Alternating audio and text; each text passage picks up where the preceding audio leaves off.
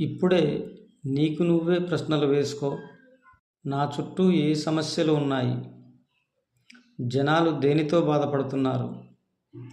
నేను ఏమి నేర్చుకుంటే ఈ సమస్యను పరిష్కరించగలను? ఒక స్కిల్, ఒక ఐడియా, ఒక పరిష్కారం చాలు. డబ్బు మార్గం తెరుచుకుంటుంది. డబ్బు లక్ష్యం కాదు, డబ్బు ఫలితం. నువ్వు విలువైన వాడివైతే డబ్బు నీ వెనకే వస్తుంది. కానీ డబ్బు కోసం మాత్రమే పరిగెత్తితే జీవితం మొత్తం అలసటే మిగులుతుంది. ఒక్కటి మాత్రం గుర్తుపెట్టుకో, ఈరోజు సమస్యను గుర్తించకపోతే నీ జీవితం మొత్తం పనిచేసిన డబ్బు మాత్రం దూరంగానే ఉంటుంది. మీకు ఈ వీడియో నచ్చినట్లయితే లైక్ చేయండి, సబ్స్క్రైబ్ చేయండి మరియు బెల్ ఐకాన్ బటన్ను ఆన్ చేయండి.